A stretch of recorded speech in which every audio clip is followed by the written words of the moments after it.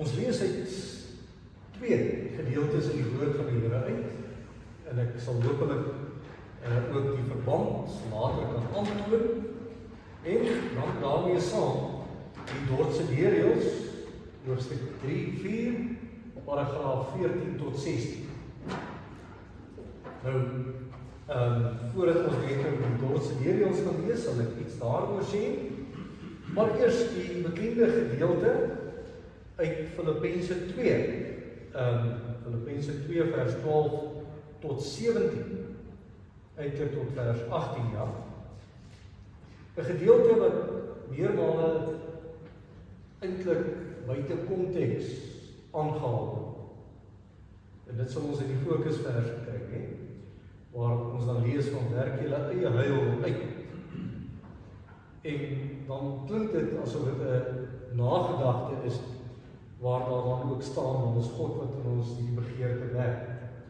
Nou, ons wil graag daarop ingaan, en dan in Hebreërs 12 let op die gevaar van veragtering in genade. Ons noem dit afkoeling, vervlouing. En dan gaan ons net nou iets sê oor die Dordtse leerreëls. Filippense 2, my geliefdes, julle was altyd gehoorsaam wanneer ek by julle was. Nee, weet is ook nie van die gevangenskapbriewe. Des te meer moet julle gehoorsaam wees nou dat ek nie daar is nie. Julle moet julle met eerbied en ontzag daarop toelê om as verloste mense te lewe. Ouer vertaling praat, werk julle eie huil met vrees en bewering uit. En dan vers 13, want dit is God wat julle gewillig maak, met ander woorde, wat ook so werk dat julle wil en julle bekwaam maak om sy wil uit te voer. Doen alles sonder kla of teepraat. Sorg dat julle bo alle verdenking staan en opreg bly. Onberispelike kinders van God, te midde van ontaarde en korrupte mense. Tree onder hulle op as ligdraers in die wêreld, deur die woord van die lewe uit te dra.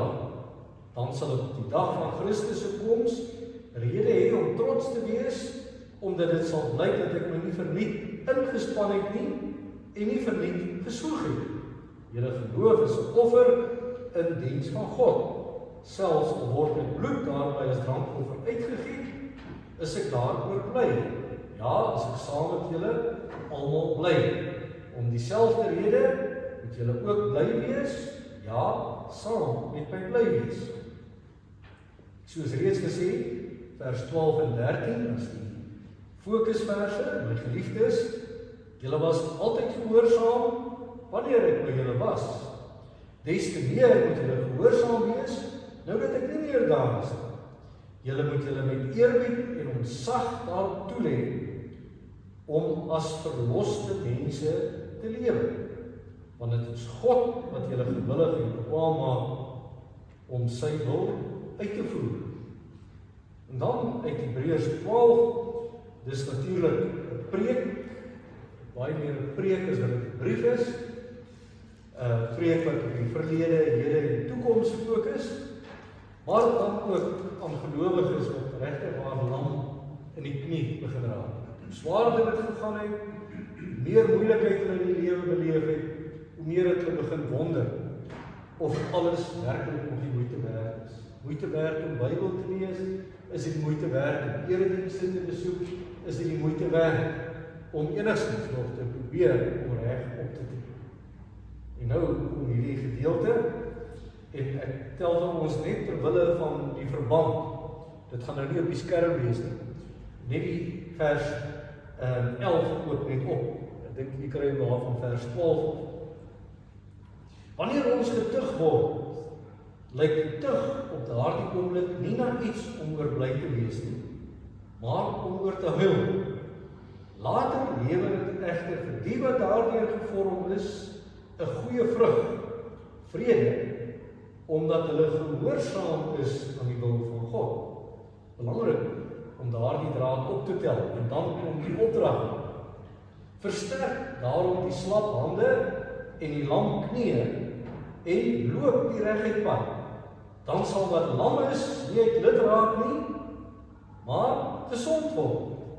Beywer julle vir vrede met alle mense, asook vir 'n heilige lewe, waarsonder niemand die Here sal sien nie. En nou dan hier, sorg dat niemand van die genade van God afvallig word. Daar staan eintlik letterlik, moenie in die genade veragter nie. Sorg dat daar nie verbittering soos 'n wortel uitsprei, moeilikheid veroorsaak en baie besmet. Sorg ook dat niemand sedeloos en goddeloos lewe nie, soos Esau wat in een maaltyd sy eersgeboorte reg verkoop het. Julle weet dat hy verwerp is toe hy daarna die seun wou verkry. Daar was vir hom geen moontlikheid om die saak reg te stel nie, al het hy met trane daarna gesoek. Julle het immers nie gekom by 'n tasbare berg met brandende vuur, donderwolke, duisternis, stormwind, trompetgeskal en geklank van woorde. En dan gaan dit moontlik ook nie weer op die skerm wees nie. Kom ons lees dit nou net. Hulle wat dit gehoor het gesmeek dat geen woord meer tot hulle gerig moes word. En dan net terwille van die gedagtelyn, maar julle het wel gekom by Sionsberg en die stad van die lewende God. En daar gaan dit nou oor wat daar gebeur, en dan net weer, pas op, moet hom wat met julle praat nie afwys nie. Dis werklik waar ernstige woorde wat die Hebreërsprediker tot hierdie gelowiges rig. En nou deel van ons reeks preke oor die Dordtse leerings, net terwille van die lyn, die eenheidslyn weer. Ons het reg in begin by die uitverkiesing. En ons het gesê, sonder my toedoen, genade. En die wonderlike is dat God van ewigheid sy kinders uitverkies. Nou, hoe weet ek dat ek uitverkies is? Wanneer die geloof in my hart brand. En nou baie belangrik, hoe draai die Here hierdie mense wat almal op pad is na die verdoemenis se lewe om? Deur die geskenk van die wedergeboorte. Nee, daar die geestelike geboorte noem nie. Maar wat doen die Here? Hy stuur evangeliebedienaars, kondigers van die woord, om tydig en ontydig die woord te bring. Sekere mense verhard hulle, ander drink hierdie woorde baie gretig in, en hulle volg hierdie pad van dankbaarheid, 'n pad van heiligmaking. Maar op hierdie pad het ons mekaar nodig. Ons onthou, ons het ook gepraat oor hoe ons mekaar in die liefdesbetoning en onderlinge tug ook moet regkry. En nou vervolg ons geloof. Ons vervolg in terme van as gehoorsaamheid genade is, beteken dit ons kan die hande vou, kan ons agteroor sit en sê, ja, eenmaal uitverkies, altyd uitverkies, en nou is die rooi tapuit van my uitgerol, die Here sal ons in elk geval sorg, dat ek weer tot inkeer kom. En nou kom ons in hierdie gedeelte nou agter, dat het eintlik so goed is om te redeneer dat 'n sirkel ook 'n driehoek kan wees. Dis net onmoontlik. Paragraaf 14. So is die geloof dan 'n gawe van God, nie omdat dit deur God aan die vrye wil van die mens aangebied word. Dit was die remonstrante teen wie die Dordtse leerreëls opgestel is. Maar omdat dit inderdaad aan die mens geskenk word en vir hom ingegee en in hom ingestort word. Ook is dit nie so dat God net die vermoë om te glo gee en daarna van die mense oordeel instemming of daadwerklike geloof verwag. Want dan sou hy nooit 'n almagtige en 'n genadige God gewees het. Maar hy bring sowel die wil om te glo as die geloof self in die mens tot stand. Hy wat immers in die mens werk om te wil sowel as om te bewerk alles en in almal. Paragraaf 15. Hierdie genade is God aan geen mens, aan niemand verskuldig. Wat sou God immers aan iemand skuld, wat hom vooraf niks kan gee, om dan daarvoor vergoed te word? Jy bemerk die vraagteken, dis eintlik 'n vraagteken van totale ongeloof, dis eintlik onmoontlik om dit te verwag. Inderdaad, wat sou God aan die mens verskuldig wees, wat self niks anders as sonde en leuns het nie? Die mens wat hierdie genade ontvang, is aan God alleen ewige dankbaarheid verskuldig, en dank God ook daarvoor. Sien, dis kom ons nie hande kan vind, want die dankbaarheid hou nie op nie. Die mens wat hierdie genade nie ontvang nie, heg geen waarde aan hierdie geestelike dinge nie, en skep net in sy eie dinge behaag, of beroem hom, sonder om na te dink, te vergeefs op wat hy het, terwyl hy niks het. Verder moet oor hulle wat hulle geloof in die openbaar bely en hulle lewe verbeter, volgens die voorbeeld van die apostels baie gunstig geoordeel en gepraat word. Want die binneste van die hart is aan ons onbekend. Dis onteenseglik die waarheid. Vir die ander wat nog nie geroep is, moet ons tot God bid, want die dinge wat nie bestaan nie, roep asof hulle bestaan. Ons mag ons volstrek nie teenoor hulle in trotsheid verhef, asof ons self so van hulle onderskei, ons self so van hulle onderskei. Paragraaf 16, die mens het egter nie deur die sondeval opgehou om mens toegerus met verstand en wil te wees. Die sonde wat die hele menslike geslag deurdring het die natuur van die mensdom nie weggeneem nie, maar dit bederf en in geestelike sin gedood. Daarom, en dis ook 'n mooi woorde hierdie, daarom werk hierdie goddelike genade van die wedergeboorte nie in die mense asof hulle stokke en blokke is. Want oor nie op 'n meganiese wyse soos 'n dooie stuk gereedskap. Ook vernietig dit nie in die mens, dit nie, ek lees net weer, ook vernietig dit nie die wil en sy eienskappe nie, en dwing dit nie met geweld teen sy sin nie.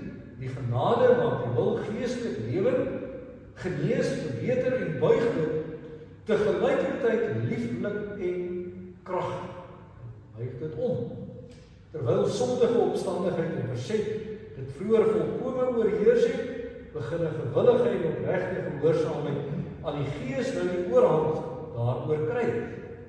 Hierin lê die ware en geestelike vernuwing en die vryheid van ons wil. Inderdaad, as die uitnemende werkmeester van alle goeie dinge nie so met ons gehandel het nie, sou die mens glad geen hoop gehad het om deur sy vrye wil uit die sondeval op te staan. Deur sy vrye wil het hy homself, toe hy nog gestaan het, in die verderf gestort.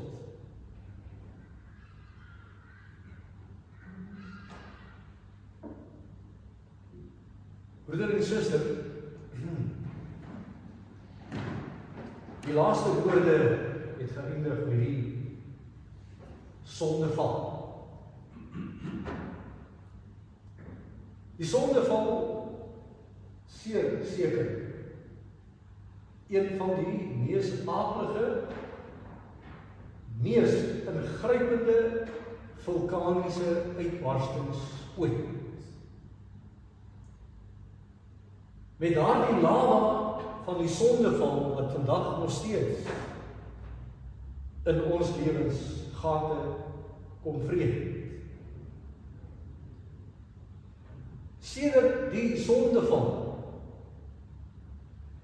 het eintlik niks in die lewe dieselfde gebeur. Niks.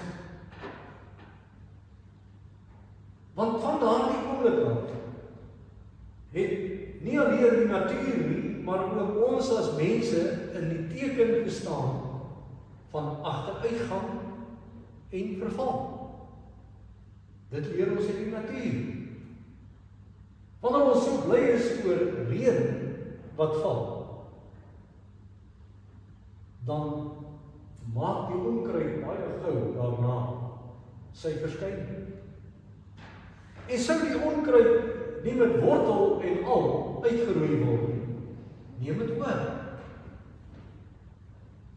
'n kerkgebou, 'n huis word gebou, maar as dit nie in stand gehou word, tree agteruitgang en vervalling.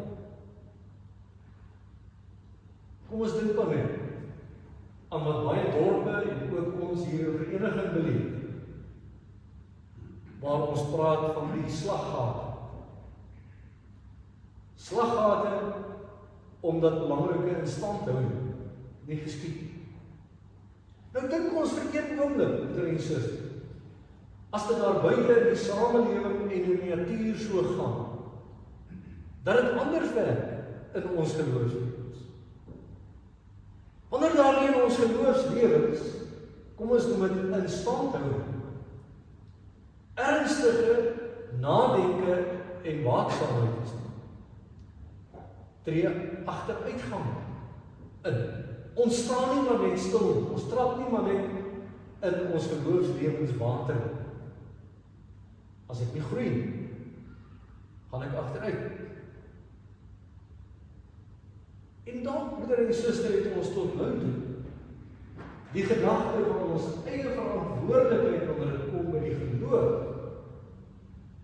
op grond van God se wonderlike gawes en geskenke wat vasstaan, tot 'n groot mate op die agtergrond geplaas, tot vanaand.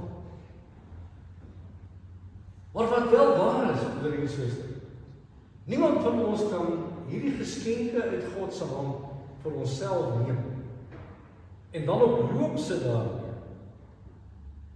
en nalatig met dit omgaan. Dit is die krag van hierdie gedeeltes wat ons vanaand gelees het. En daarom vra dit vir ons om vanaand ernstig en ook elke dag van ons lewenspad na te dink oor hierdie gevaar van veragtering in genade. Nou, broeder en suster, terwyl ons nou oor die begrip veragtering is, wat bedoel ons dan? Veragtering sou ons vervlouing kon noem, maar dan is die woord vervlouing na my mening nog steeds so effens lig. Want vervlou sê immers dat daar lig is, maar dis net 'n ou flou liggie wat skyn.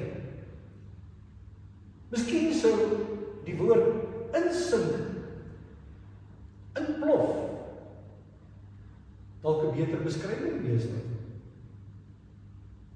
Amper soos 'n sinkgat. Hoe dit ook al sê, hoe ons ook al die woord veragtering beskou en beskryf, sê vir ons dat ons hier met 'n ongelooflike, gevaarlike tendens in ons geestelike lewens te maak het. En wat maak dit so gevaarlik? Wat dit so gevaarlik maak, is dat dit so geleidelik, so teen 'n stadige pas in ons lewens begin intree. Veragtering is nie maar net iets wat gebeur, ek kan slaap vanaand en môreoggend as ek my oë oopmaak, dan het dit soos 'n weerlig straal op my lewe geslaan. Dit gebeur oor 'n tydperk heen. En wat gebeur oor 'n tydperk heen in ons lewens? My ywer, dit wat my werklik opgewonde maak van die geloof, van kerkdiens, van God se woord, begin geleidelik spoed afneem. So geleidelik en langsamerhand gebeur dit dat ek minder op my eie tyd Bybel lees. Dat ek my gebede net so flissies en vinnig hanteer. So net voordat ek my oë toemaak, net gou bid, moontlik, om môreoggend te besef, maar oeps, ek het onder die gebed aan die slaap geraak. En nog later op hierdie pad, dan begin ek ook wonder, maar is dit werklik nog die moeite werd? Is dit nog werklik nodig om Sondag na Sondag saam met medegelowiges onder die erediens te wees? En nog later, dan begin ek ook wonder, maar ek weet nie of hierdie kerk en erediens aangeleentheid werklik meer vir my is nie. U sien, hierdie veragtering, hierdie insinking, hierdie inplof kom oor 'n bepaalde tyd, totdat ons met die werklikheid gekonfronteer word. En dan hoor ek die vraag, in die lig van dit wat ons in die Dordtse leerreëls gelees het, en in die skrifgedeeltes, hoe kom 'n mens by hierdie gedagte uit? Dan is die antwoord eintlik baie maklik. Want wat hierdie gedeeltes vir ons sê, is dat God se genade, sy liefde, al die dinge wat ons tot nou toe, Sondag aand na Sondag aand behandel het. Niemand net 'n ou bordjie is, wat hier voor my gehou word. En nou word daar vir my gesê, asseblief tog, kom pesel net 'n bietjie, kom proe net 'n bietjie van hierdie spyskaart, kom proe net so 'n bietjie van hierdie genade. Dat hierdie gedeeltes vanaand vir ons voor oë. God gee alles. Hy gee letterlik alles. En so alles dat hy sy eniggebore seun gegee. Hy gee so alles dat hy bereid was om sonder mense wat niks verdien het nie, dit staan so hier, sy lewensrigting kom omdraai. Kom ons noem dit 'n geestelike geboortemoment in hulle lewens bewerkstellig. Sodat wat daar geen hoop is nie, nuwe hoop gekom. En nou word vanaand vir ons voor oë gehou, broer en suster, dat dit 'n diep, ernstige saak is vir elkeen van ons. God duld dit nie. Hy laat dit nie toe, as ons dit so kan leer, dat daar ligtelik en so terloops met sy genade omgegaan word. Veral nie, want hy dag na dag, week na week, jaar na jaar, hierdie wonderlike beloftes met groot nadruk aan ons bly herhaal. En vandaar die keuse om hierdie leerstuk van hoe God deur die geloof ons werklik gewillig en gehoorsaam maak, hoekom ons dit belig aan die hand van Filippense 2 en dan uit Hebreërs 12. Want wat gebeur? Paulus in die tronk. En nou het hy tot 16 keer in die Filippense brief gesê, verbly julle in die Here. Met ander woorde, julle blydskap is nie opgesluit in uiterlike omstandighede nie, maar in Christus. En dan kom die Hebreërs spreek en sê, julle wat nou al klaar begin agterraak het in hierdie geloofslewe. Kyk, pas op. As julle nie ernstige dinge in julle lewens op 'n baie ernstige wyse hanteer, dan gaan julle totaal en al uitsak. En dit is, broeder en suster, wat ons onder andere in die prediking wil belig. Dit is wat ons dan onder andere wil belig in terme van, wat sê God, moet ons dan doen om nie in hierdie sinkgat van veragtering in genade te val. Nou, broeder en suster, ons trek hierdie gordyn ook aan die gedeeltes oop. Ons maak dit baie eenvoudig. God gee genade en geloof verniet. Maar genade en geloof is nie goedkoop. Dis verniet, maar is nie goedkoop. En dan val die saak na twee kante toe uiteen. In die eerste plek, kyk weer en onthou hoe wonderlik is hierdie geskenk. Die grootste geskenk denkbaar. Dat ek kan glo. Maar kyk dan ook in die tweede plek. Maar die diepste en mees diepgaande opdrag. Gebruik die geloof op 'n gehoorsame wyse. Nou broeder en suster,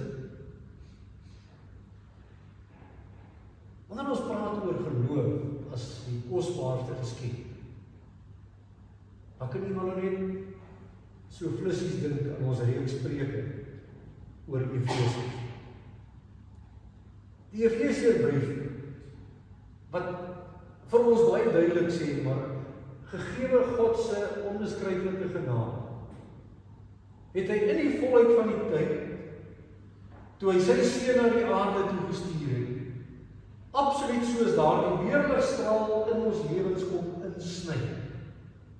Daardie woorde, maar nou, het julle wat geen regte gehad het nie, wat ver van God af was, het julle naby gekom. Hy het julle lid gemaak van sy kerk hier op aarde. Hy het jou 'n Christus volgeling kom maak. Want dit is wat kerkwees beteken. Maar nou die aangrypende, dat wanneer God dit doen, dan moet ons altyd onthou dat hierdie geskenk twee kante het. En dit kry ons in Filippense 2. Alles 100% genade.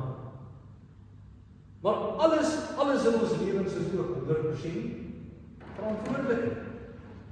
Sodat ons eintlik sê, die geloof, wat dan eintlik een groot stuk genade is, want deur die geloof kom gehoorsaamheid. En wat is geloof en gehoorsaamheid genade? Maar dit behels dan ook dat genade in verantwoordelikheid gebruik word en opgepas moet.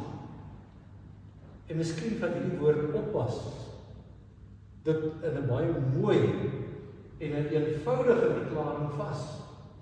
Dit moet opgepas word. In die taal van die belydenis uitgedruk. Hierdie geskenk van geloof, wat God deur die wedergeboorte vir my moontlik gemaak het, moet diepe dankbaarheid voortbring. Nooit ooit kan ek, omdat ek glo, en omdat ek hierdie genade van gehoorsaamheid in my lewe ervaar, neerkyk en afkyk op ander, so amper asof ek sê, ag, julle arme mense, hoe sukkel julle so met hierdie dinge? Want dis wat ons bely hier vanaand in die Dordtse reeks. Dit gaan nie oor ek met hierdie fris geloofsarms en hierdie sterk geloofsbene het. Dit gaan oor God wat so in my werk om te kan glo. Want broeder en suster, dis hoekom daardie Dordtse reeks opgestel is. In daardie tyd met groot droefheid onder die gelowiges, sodat hulle eintlik oor die bekende wêreld van daardie tyd opgeroep is om oor hierdie dwaling van die remonstrante te kom besin. Want die remonstrante het vir die mense geleer, nee, die lewe is nie so 'n ernstige saak nie. Die Here kom en hy bied hierdie genade aan. En al wat jy op 'n sekere stadium moet doen, is om hierdie kos te neem en dit maar net te eet. En soos wat jy dit eet, dan ontstaan daar geloof in jou. So, dit hang van jou af. Nou broeder en suster, sou 'n mens so redeneer aan die hand van hierdie gedeeltes wat ons gelees het. Is daar geen hoop nie. As dit van my afhang om hierdie genade en hierdie geloof te kies, as dit met ander woorde nie in my gewerk is, deur God se ongelooflike genade, wat maak ek dan wanneer ek in sonde val?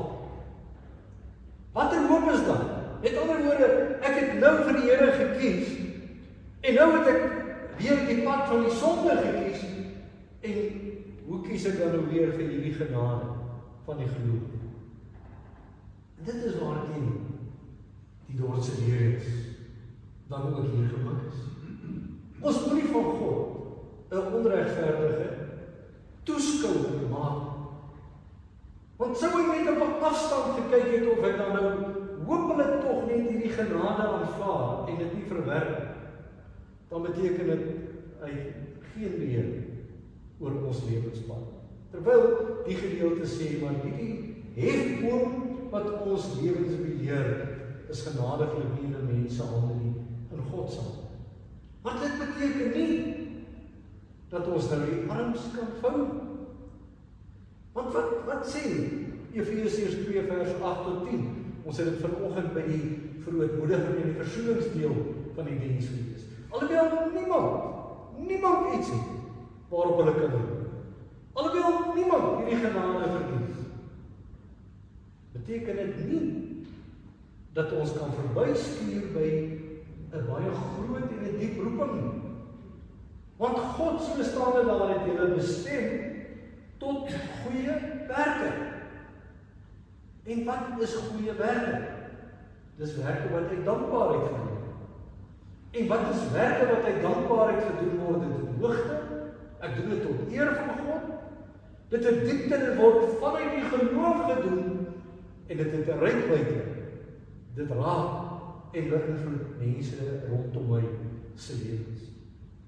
Nou broeder en suster, kom ons illustreer dit met Matteus 22.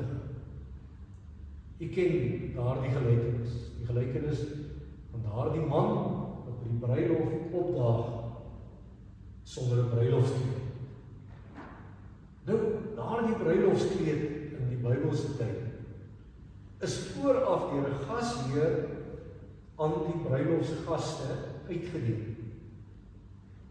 En was die veronderstelling dat as jy die gasheer se bruilof bywoon, dan dra jy die klere wat die bruilof die eienaar van daardie bruilof en daardie gasheer aan jou verskaf. Om nie daardie klere, daardie bruilofsklere te dra, was 'n gruwelike, was soos 'n gruwelike vernedering vir daardie eienaar en daardie gasheer. Dis 'n klap in die gesig.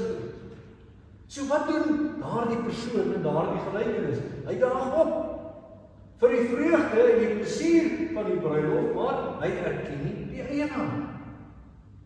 Kom ons keer terug na geloof as 'n geskenk. Amper soos daardie bruilofskleed wat God uit genade gee. En dan is dit ondenkbaar om te dink dat daardie kleed, daardie genade eenkant geskuif word. Dis nou eers hierdie ouetjie, dis nou eers hierdie persoon, hierdie mense se kans om hier op die glybaan van die lewe te gaan. U sien, om so te redeneer van ja, God gee ons alles en ek is ons nou eenmaal uitverkies, altyd uitverkies. My rigting is omgedraai. Ek val in sonde, maar ek gaan nie daarin vervalle raak nie. Nou kan ek maar agteroor sit en die lewe geniet. Is vanuit hierdie hoek van dankbaarheid en hierdie roeping beskou byna iets ondenkbaar. Sal ek dit waag? Dis die vraag. Sal ek dit waag om vir God te sê wag? Sal ek dit waag om te sê Here, hy het vir my geloof gegee, maar dis nie belangrik nie, nou wil ek hierdie geloof eers in 'n kussie bære en nou wil ek eers 'n ander pad loop. En dis waar Filippense 2. Miskien het u ook al daaroor gewonder, hè? Hoekom hierdie volgorde in Filippense 2 vers 12 en 13 anders is as wat ons sou verwag? Want wat lees ons in Filippense 2? Lees ons dat daar eers staan: des te meer moet julle gehoorsaam wees nou dat dit daar is nie. Julle moet julle met eerbied en ontzag daarop toelê om as verloste mense te lewe. Hoekom staan vers 13 nie voor nie? Want nou kom dit, en dit lyk amper vir ons asof dit 'n terloopse gedagte is, want dit is God wat julle gewillig en bekwaam maak om sy wil uit te voer. Nou broeder en suster, wanneer die apostel Paulus begin met, werk julle eie heil, vrees en bewering uit. Moet ons mooi lees wat hierdie totale konteks is en wat Paulus hier probeer sê. Wanneer hy sê, werk julle eie heil uit, dan beteken dit nie, julle moet die geloof en die verlossing bewerk. Dan staan daar, en dit staan so in die oorspronklike, daardie heil, daardie verlossing wat God gegee het, moet jy gaan uitwerk. Met ander woorde, jy moet daardie kleed aantrek. Jy moet daardie pad van daaglikse bekering steeds bly wandel. Jy moet elke dag meer en meer, om Martin Luther se woorde te gebruik, terugkruip in God se beloftes, soos wat dit in die doop en in die nagmaal ons te beurt val. Met ander woorde, elke dag daardie skitterende glans van hierdie kristal van God se genade en sy liefde weer herwaardeer, sodat dit meer en meer hou vas op jou lewe kan. Dit is hoekom Paulus met die gedagte begin. God het hierdie genade gegee. Waardeer dit. Werk dit meer en meer in jou lewe uit. En onthou twee baie belangrike dinge in die gedeelte. Doen dit met vrees en bewering. Nie vrees soos dit iemand het vir 'n wilde dier nie. Maar eerbied, respek. So met ander woorde, wie het jou so ryklik begenadig met hierdie gawe van die geloof en sy onbeskryflike genade? En wanneer jy weet met wie jy te maak het, broeder en suster, dan begin alles in jou lewe ook 'n ander wending aanneem. As ek werklik eerbied het vir God se heiligheid, vir wie hy is, en vir wat hy genade uitgegee, dan neem ek daardie kosbare geskenk en ek pas dit op. Want in die tweede plek sê Paulus, dis bo alles, hy wat my die wil gee om gehoorsaam te wees, en die krag gee om dit ook in gehoorsaamheid te doen.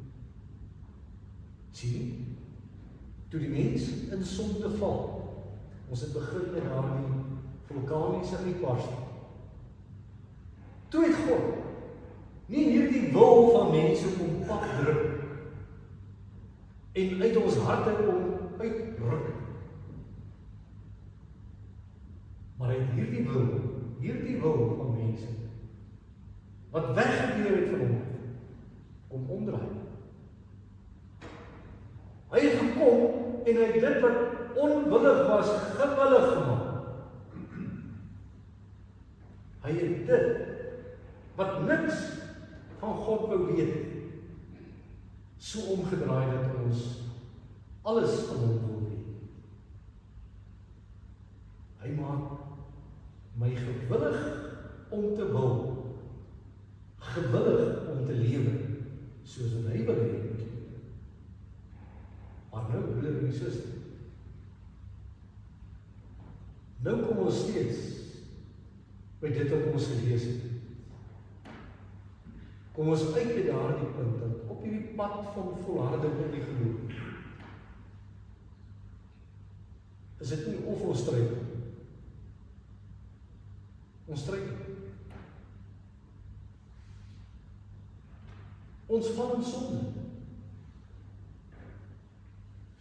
En net voordat ons dink, broeder en suster, daardie val in sonde, is ek moes 'n groot som geld ergens verduister het, of ek moes hier iets gedoen het, wat eintlik tronkstraf het. Hierdie val in sonde, kan hier in my kop, in my denke, die kan in my hart wees, die gelykenis van die verlore seun. Maar die oudste seun met die hele tyd gewerk het, en dan verwyk hy sy pa oor genade en liefde. Ek het my afgesloof en ek het niks by die gekry. As nie vir my 'n partytjie. Ek kom agter, ons kan dit 'n gesindheid doen. Ons kan dit laksheid doen. Maar ek sou verkies om dit eerder ondankbaarheid te doen. As ek nog nie die pad van dankbaarheid geloop vir hierdie genade en genade geskenk vir my nie veel beteken. En dis wat met daardie woorders van die Hebreërspreek geleer het. Ja, dit het werklik nie goed gegaan. Hulle teruggedink aan die tempel nog daar in Jerusalem was en hulle kom die Here daar aanbid. Maar nou is hulle ergens elders in die wêreld en daar is niks tasbaar. En wat kry hulle? Als wat hulle probeer goed doen het, is alles net so teruggegooi in hulle gesin. U weet mos, hoe gebruik ons daardie uitdrukking, die lewe het my dan hard gestaan. Die lewe het my 'n paar harde klappe gegee. En dan meermaal wil ons ook dit wat ons verkeerd doen hier meer regverdig. Dit het my hart gemaak. En omdat dit oor my pad gekom het, gaan ek dit ook vir ander mense baie moeilik maak. 'n Pad van veragting. En weet jy, broeder en suster, miskien lê die grootste stukkie vergiftiging van veragting en genade by. Ek het die teenswoordige wêreld liefgekry. Onthou Paulus so oor Demas skryf in 2 Timoteus, die teenswoordige wêreld liefgekry. Hoe betrap ek myself dat ek die teenswoordige wêreld liefkry en op hierdie pad van veragting en genade word? In plaas van om te dink soos wat God se woord dit van ons vra, begin ek al hoe meer wêreldse maatstawwe gebruik. Doelwysig middel. Ag, dis maar net so 'n ligtelike probleem. En hoe meer en meer ek die wêreldse maatstawwe gebruik, omdat ek ook baie lief is vir die wêreld, hoe minder wil ek hê dat God se woord vir my moet sê, dis reg en dit is verkeerd. Nie hoor, broer en suster. Daarmee sluit ons af voor ons bespreek. Paragraaf 16 van die Dordtse leerreëls hoofstuk 3 en 4 sê: God kon ons oorrompel. Hy is heeltemal op my magte om dit te doen. Maar hy werk nie met ons op ons sokke en blokke is nie. Hy gee aan ons 'n dankbaarheidsplig en verantwoordelikheidsbesef. Hy gee ons 'n wil wat nou gewillig is om hom te gehoorsaam. En nou die verantwoordelikheid. Dit wat hy gee, moet ek ook reg gaan gebruik. Die eerste liefde bly. Dit wat vasstaan, moet ek nie aan twyfel. Die teenswoordige wêreld, die liefde vir die teenswoordige wêreld, daar lê die aan van veragting en genade. Broeder en suster, veragting lei tot afvalligheid.